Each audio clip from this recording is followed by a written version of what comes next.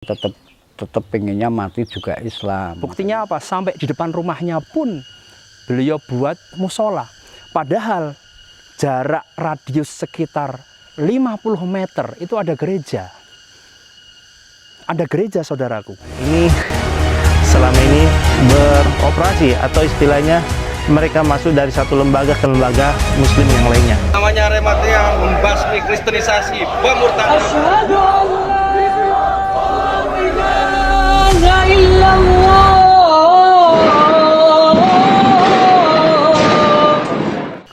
Assalamualaikum warahmatullahi wabarakatuh. Sahabat Ngaji Cerdas yang Allah muliakan, perkenalkan saya Wahid Nur Hidayat. Saya berada di kaki Gunung Merbabu di Kabupaten Semarang, tepatnya di Dusun Puyang, Kecamatan Getasan. Dan alhamdulillah kita berada di salah satu dusun yang di sana itu mayoritas penduduknya adalah Nasrani, dan ada satu keluarga yang bisa menginspirasi kita terkait dengan komitmen beliau dan juga keistiqomahan beliau yang tentunya dapat menginspirasi kita dalam beragama dan bertamasuk atau memegang teguh agama kita. Dan saudara Ngaji Cerdas yang Allah muliakan, nanti sebagai satu bukti kita akan lihat di sana ada makam Kristen yang mayoritas di situ tidak ada kaum muslimin, yang tentunya kita bisa melihat dari satu hadisnya Rasulullah SAW. Beliau bersabda, badiru bi a'malis sholih fitanan. Tentunya kita diminta untuk berlomba-lomba dalam beramal soleh. Jangan sampai nanti akan datang fitnah, yang fitnah tadi akan kaldzulamil laili, yaitu sebagaimana malam datang. Ada mukmin yang yusbihu mu'minan wa yumsi kafiron, dia itu paginya mukmin, sorenya kafir. Atau yumsi kafiron wa yusbihu mu'minan, sehingga di sana ada juga yang ketika sore dia kafir, paginya dia mukmin. Dan berapa banyak saudara kita itu ya bi adinahu bi aradi minad dunia, dia menjual keimanan dia hanya karena dunia. Dan kita akan saksikan saudara Ngaji Cerdas, inspirasi dan juga ibroh tentang keistiqomahan yang insya Allah akan kita saksikan bersama-sama. Wassalamualaikum warahmatullahi wabarakatuh.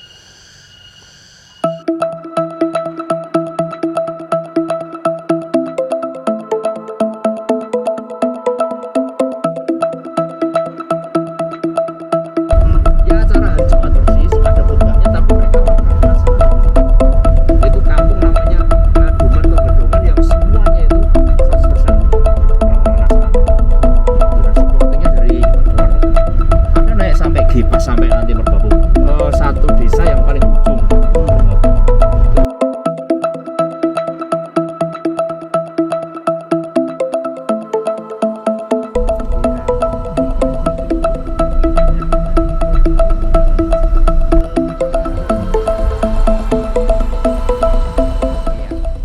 Assalamualaikum warahmatullahi wabarakatuh. Nama saya Suroso Mariono, tinggal di Kampung Puyang. Kegiatan saya sehari-hari ya kadang-kadang dagang lah gitu. Pak, ini menurut informasi yang saya dapat, Pak Suroso, ya. Pak Suroso, ini ditinggal satu keluarga, Ya. itu di tengah-tengah kampung Nasrani. Nasrani, betul. Sejak kapan, Pak? Ya sejak saya lahir, Mas. Ya mungkin dari sekitar 60-an lah, tahun 60-an, 64-an itu. Saya tinggal di Kampung Puyang ini. Ada itu sekitar 67 kakak, tapi yang masuk Islam cuma satu kakak, itu dari bapak saya yang almarhum itu. Jadi saya termasuk yang nerusin lah gitu. Main kampung ini dari dulunya memang kampung Nasrani atau memang dulunya kampung Muslim terus ada misionaris datang gitu? Ya mungkin kalau dulu Muslim juga ada, cuma mungkin Muslimnya itu nggak ini, jadi nggak ada nggak ada pembinaan, nggak ada ini. Jadi Muslimnya itu kalah, cari ilmunya itu kalah sama cari makan, mungkin gitu ya, itu. bagaimana hubungan Pak Suroso dengan warga yang sekitar nih? Kalau hubungan saya sama warga Nasrani itu ya aman-aman aja, nggak apa-apa itu. Baiklah. Soal misalkan ya, mereka merayakan Natal dan sebagainya itu gimana? Kadang-kadang saya itu dapat undangan Natal, tapi untuk beberapa Natal ini saya sering nggak datang itu. Tapi tetap diundang? Ya tetap diundang. Ya namanya kan di kampung. Iya. Jadi kayak ini seperti kegiatan mungkin pekerjaan lah apa. Kalau orang Jawa bilang sambatan ya kita sambatan gitu lah. Mungkin seperti itulah. Tapi kalau sekitar 3-4 tahun saya udah nggak datang itu ada undangan Natal. Tapi Pak Suroso tahu batasan-batasan akidah kalau ketika ada undangan dan sebagainya tahu? Itu saya emang nggak ini kok. Jadi walaupun saya itu kadang-kadang pas saya itu datang di undangan, saya tuh nggak pernah itu apa ya masuk di pemikiran saya masalah itu nggak ada kok. Pokoknya saya menghormati undangan gitu aja. Pernah didatengin atau ditawarin apa gitu? Kalau dulu waktu bapak sama ibu masih itu pernah, itu malah pendeta itu. Tapi bapak sama ibu itu bilang walaupun dibelikan apa pesawat lah, bangunin rumah gedung, ya bapak sama ibu bilang tidak mau gitu. Cuma itu aja yang saya tahu. Terus bagaimana dengan anak-anak, kan bermain sama teman-teman yang lain, sama anak-anak yang muslim, kan ngajinya, kan di sini kan Bapak Ya. itu bagaimana ngajinya apanya? Ya kalau masalah anak-anak itu nggak pengaruh. Justru gini, anak saya itu yang sekarang udah SMK. Ini kan waktu itu ada teman-teman dari pendatang juga ikut orang tuanya tapi Nasrani. Nah, itu malah kadang-kadang pas wayah sholat, wayah adzan maghrib itu dijemput itu. Tapi sekarang anaknya udah kos. Jadi ini ya untuk anak-anak ngaji itu sementara belum ada. Cuma kalau Minggu malam Senin itu pasti ada, terutama dari ustadz kayak itu dari Pongangan, Samirono itu. Terus ini nanti ini ada kabar minggu besok, minggu terakhir itu ada pengajian dari Solo, dari Ustadz Haryadi. Sudah kasih kabar saya. Kalau saya itu memang seperti bukan orang Jawa, tapi saya sebenarnya Jawa juga, Jawa Tulen saya ini. Cuma agak ganteng gitu. Ya, itu. Iya, benar. Terus? Ya. Nah Pak, pengen tahu Bapak bagaimana menjaga keistiqomahan di daerah sini. Kan tentunya kalau kita tinggal di kota-kota atau di tempat lain, itu sholat berjamaah, masjid bareng-bareng gitu kan. Nah Bapak kan satu keluarga sendiri nih, itu bagaimana menjaga keistiqomahan Bapak dalam berislam itu sampai Bapak teguh memegang agama Islam walaupun di daerah yang mayoritas non-muslim?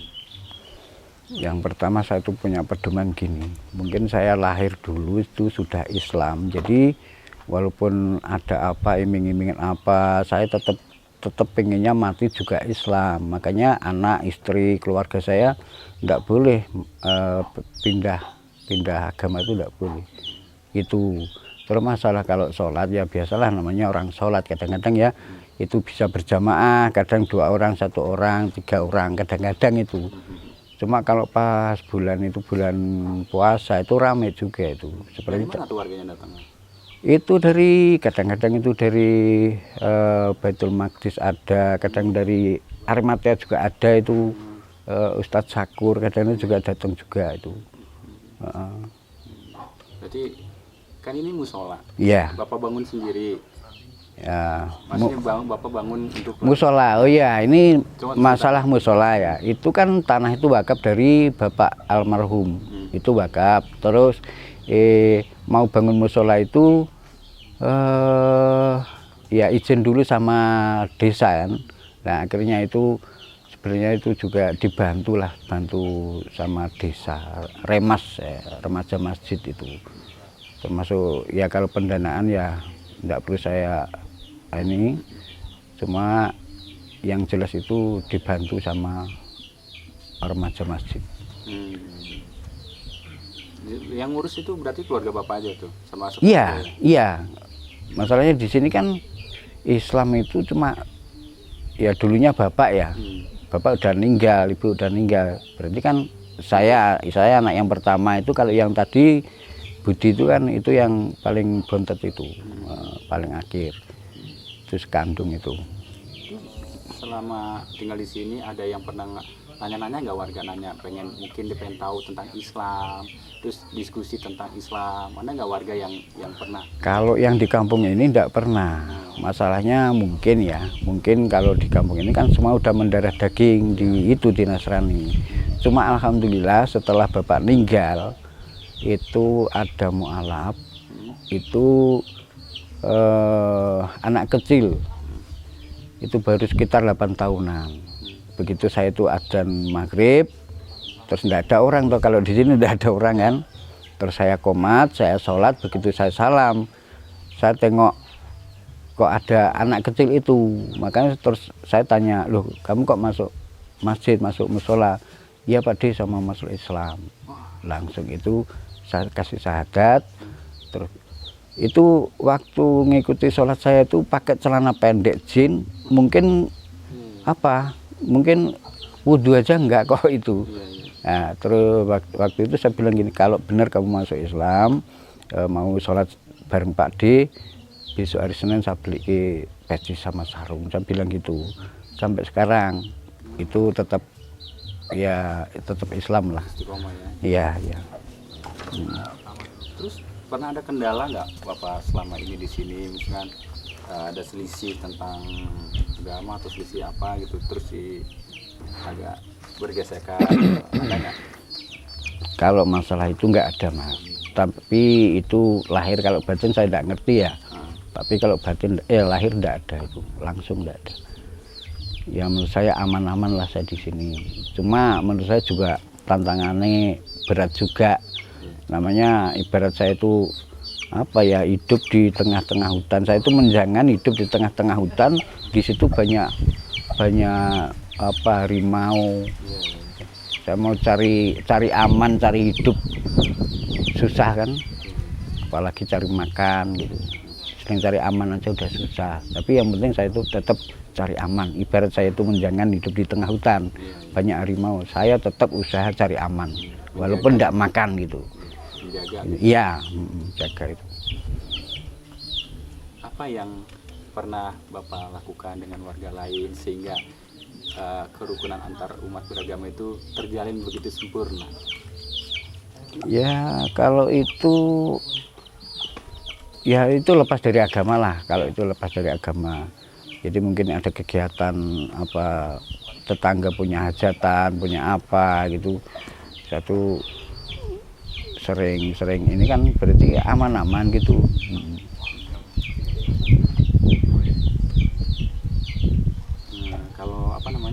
Kalau pernah sering ada kajian apa di sini tiap bulan, tiap minggu? Ya setiap minggu lah, setiap minggu. Tapi kajian-kajian tentang, terutama ya tentang Islam lah itu. Jadi ya maaf kalau di sini kan memang agama itu saya Islam, tapi masalah ilmu saya itu belum inilah. Jadi mungkin kadang-kadang ada itu, kalau minggu sore itu pasti itu ada ustadz datang itu ya paling bahas batal masalah wudhu, masalah apa gitu, masalah sholat.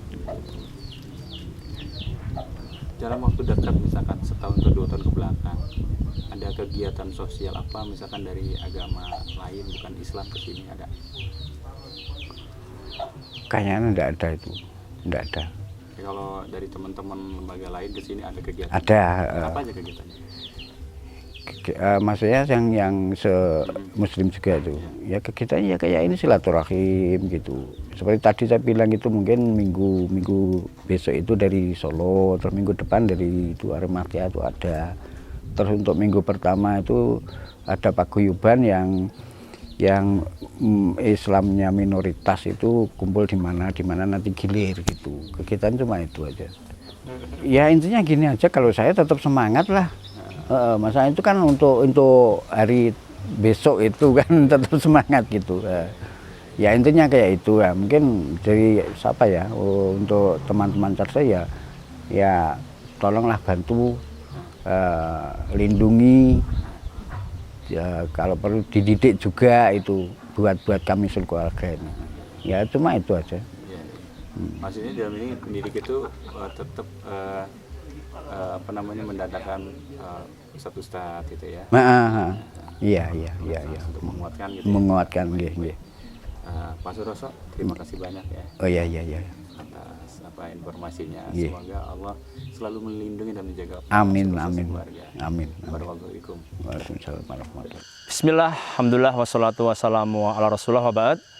Sahabat ngaji cerdas yang Allah muliakan, barusan kita saksikan wawancara bersama Bapak Suroso, salah satu keluarga atau mungkin perwakilan dari keluarga yang di situ mayoritas adalah penduduk Nasrani, dan di sana kita melihat sebegitu pentingnya beliau membuat satu lingkungan supaya keluarganya itu bisa konsisten, komitmen untuk memegang agama Islam. Buktinya apa? Sampai di depan rumahnya pun beliau buat musola. Padahal jarak radius sekitar 50 meter itu ada gereja. Ada gereja, saudaraku. Dan manakala bulan Desember yang mayoritas saudara kita merayakan Natal, tentunya di situ juga akan muncul hingar-bingar perayaan Natal, dan Pak Suroso bersama keluarganya tidak pernah menyampaikan perayaan Natal dengan mengucapkan selamat Natal, tidak. Inilah satu akidah yang beliau jaga, satu komitmen yang beliau jaga. Manakala muamalah bersama masyarakat, dia bermuamalah dengan gotong royong, dengan membersihkan desa ataupun yang lainnya, beliau gotong royong. Tetapi manakala menyinggung pada satu konsekuensi ubudiyah ilahiyah, beliau komitmen yang tentunya beliau mengamalkan satu firman Allah SWT, ya ayyuhalladzina amanu taqullaha haqqa tuqatih wa la tamutunna illa wa antum muslimun. Beliau mengharapkan tadi supaya dijemput oleh Allah Subhanahu wa taala dalam keadaan mati husnul khotimah. Bukan mati suul khotimah. Kemudian Allah berfirman juga, innalladzina qalu rabbunallah tsumastaqamu tatanazzalu alaihimul malaikatu alla takhafu wa la tahzanu wa absiru bil jannati allati kuntum tu'adun. Sahabat ngaji cerdas yang Allah muliakan, orang-orang yang apa? Innalladzina qalu, orang-orang yang berikrar, yang mengikrarkan dirinya, mengatakan bahwasanya adalah Allah Rabbnya. Rabbunallah, Allah SWT adalah Rabbnya, bukan Isa Al-Masih sebagai Tuhan, bukan selainnya sebagai Tuhan, tetapi mengikrarkan Allah SWT. Qul huwallahu ahad, Allahus somad. Dialah Allah yang satu, tidak punya anak dan tidak diperanakan. Kemudian istaqamu, istiqomah, komitmen. Komitmen ini adalah salah satu hal yang susah, apalagi beliau berada di kampung yang seperti itu. Tentunya Allah akan berikan apa? Satu kemuliaan, satu kebahagiaan. Tatanazzalu alaihimul malaikatu alla takhafu wa la tahzanu. Allah akan turunkan malaikat untuk apa? Untuk memberikan kabar gembira, jangan engkau takut, jangan engkau ragu. Kenapa? Allah akan berikan surga kepada dia. Para sahabat ngaji cerdas yang Allah muliakan, satu hal yang tentunya kita bisa mengambil ibrah, pelajaran adalah meskipun kita berada pada satu lingkungan yang tidak mendukung, sebagaimana kita ketahui dari Pak Suroso, tetapi keimanan itu harus diperjuangkan. Dan tentunya jangan lupa kita senantiasa berdoa kepada Allah SWT, ya muqallibal qulub tsabbit qalbi ala dinik. Wahai zat yang membolak-balikkan hati, tsabbit qalbi, tetapkanlah hati kami, untuk istiqamah, untuk beriman kepada Engkau ya Allah. Wa ya musarrifal qulub, dan wahai zat yang membalikkan hati pula, sarrif qalbi ala ta'atik, maka palingkanlah hati kami untuk senantiasa beribadah, menjalankan ketaatan. Kenapa? Karena taat akan menaikkan iman dan kemaksiatan akan menurunkan iman kita. Ya, sahabat ngaji cerdas yang Allah muliakan, kami di sini berada dalam satu lembaga dakwah Arimatea yang berkolaborasi dengan sekian banyak lembaga-lembaga dakwah, yang tentunya kami di sini memiliki program pembinaan mu'alaf di sekitar lereng Merbabu dan sekitarnya, kemudian pembagian hewan kurban tiap setahun sekali, dan juga menjenguk saudara kita yang berada di kampung mu'alaf. Tidak hanya satu, tapi banyak di sini. Tentunya kita tetap berharap kepada Allah SWT dan tidak ada support kecuali supporting by Allah SWT. Dan kami di sini membuka juga, barangkali ada saudara kita yang ingin berpartisipasi untuk membantu dakwah, kami persilahkan. Dan insya Allah apa yang kita upayakan di jalan Allah SWT, dakwatun ilallah, akan dicatat sebagai amal solihah dan juga jariyah Allah SWT, yang nantinya akan memberi cahaya kita fi makbarina, yaitu di kubur kita. Tidak ada satu amalan kecuali amal soleh jariyah kita dalam berdakwah yang nanti akan membantu kita di yaumil barzah. Wallahu a'lam bishawab. Assalamualaikum warahmatullahi wabarakatuh. Kami dari Forum Arimatea Pusat mendapatkan tanah wakaf seluas 400 meter persegi di daerah Sleman, Yogyakarta. Tempat ini selain dibangun untuk masjid, juga kita akan mendirikan pondok rehabilitasi akidah, yang mana sejak 2003 kami sering menangani kasus orang mu'alaf ataupun orang yang dimurtadkan dari Islam. Nah, jadi kita butuh satu tempat untuk merehabilitasi akidahnya, pemikirannya. Bahkan ada juga, dulu kami pernah menangani orang ikut aliran sesat, seperti aliran Ghafatar. Nah, butuh tempat untuk konsentrasi, membimbing mereka, mendidik mereka untuk kembali kepada Islam yang kafah. Maka besar harapan kami untuk teman-teman dari sahabat ngaji cerdas untuk membantu pembangunan dari masjid dan pondok rehabilitasi akidah. Atas bantuannya kami mengucapkan jazakumullah khair. Kurang lebihnya demikian. Assalamualaikum warahmatullahi wabarakatuh.